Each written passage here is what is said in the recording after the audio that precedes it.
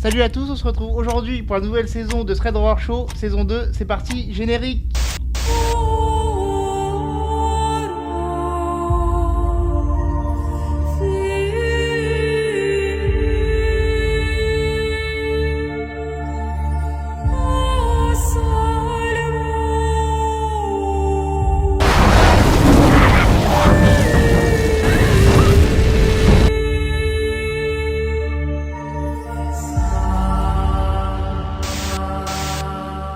Voici l'histoire d'Angèle. En 2020, dans le sud de la France, et sa grand-mère elle vient de subir une opération médicale qui l'oblige, après être rentrée chez elle, à être sous surveillance pendant 24 à 48 heures. Donc l'infirmière à domicile qui explique la situation en fait aux parents d'Angèle. Et comme les parents d'Angèle, du coup, ils sont très occupés avec le travail, les parents ils demandent à Angèle si elle peut aller chez la grand-mère, elle accepte. Et il faut savoir que la grand-mère elle adore les animaux. Elle a environ 4 chats, 3 chiens, et elle vit dans une grande maison en pleine campagne, une maison vétuste, ça fait un peu peur. Mais Angèle, elle garde de très bons souvenirs de cette maison. Quand elle était petite, elle allait souvent chez sa grand-mère avec les cousins, tout ça, ils s'amusaient, etc. Alors Angèle, elle nous explique que après dîner, sa grand-mère, elle va dormir tôt. C'est le lendemain que l'infirmière va passer, parce que la grand-mère aussi, elle est fatiguée de son opération. Et Angèle a décidé elle aussi d'aller dans sa chambre. Les portes des deux chambres sont face à face l'une de l'autre, en plein milieu d'un grand couloir qui mène d'un côté au salon et de l'autre à un escalier qui monte à l'étage. Une salle de bain et toilettes à côté. La nuit elle avance tout ça et vers 23h minuit, Angèle elle se lève pour aller aux toilettes et la porte de sa grand-mère elle est entrouverte et Angèle elle s'assure que sa grand-mère elle dort bien. Elle remarque que sa grand-mère a oublié d'éteindre la lampe de chevet, que dans le couloir, il y a deux chiens qui dorment profondément. Angèle, elle retourne dans sa chambre et elle s'assure de bien fermer sa porte. Quelques minutes après, Angèle, elle entend des pas résonner dans le couloir. Et elle se dit sûrement c'est sa grand-mère qui est partie aux toilettes, donc elle n'y prête pas plus attention que ça.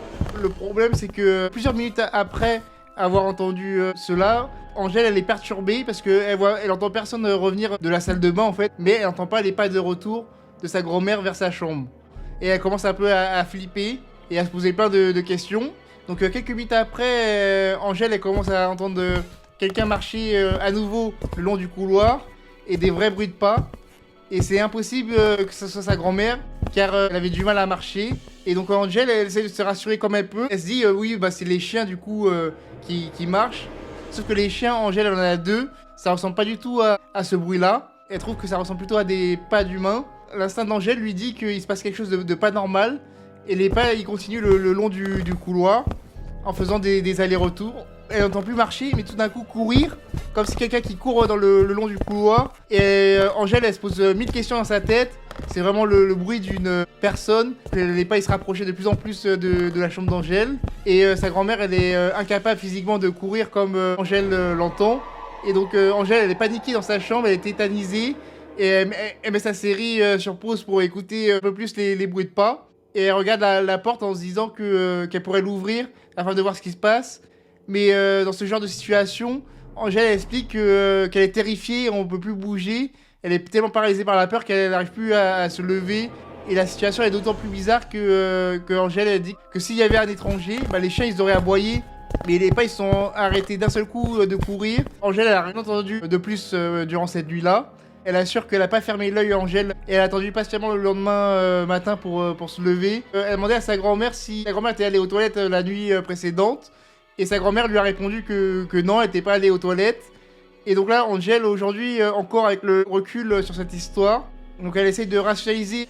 Et à chaque fois qu'elle raconte son histoire, les gens la croient à moitié. Et donc Angèle elle a la conviction qu'il s'est passé quelque chose de bizarre. Et une chose est sûre, elle n'ira plus jamais y dormir seule chez sa grand-mère. Mais au jour d'aujourd'hui, elle sait toujours pas ce qui s'est passé ce jour-là. Peut-être un esprit, un fantôme, on sait pas trop. Mais c'est vraiment bizarre. En plus, c'est une maison de campagne et tout. Comme dans les films, c'est assez étrange. Donc voilà pour l'histoire d'Angèle et sa grand-mère. J'espère que l'histoire t'a plu. Tu peux liker, tu peux aimer, tu peux commenter et t'abonner à ma chaîne si ce n'est pas déjà fait. Et à me rejoindre sur mes différents réseaux sociaux comme TikTok et Instagram. Et je te dis à la prochaine pour une nouvelle vidéo. Allez, salut!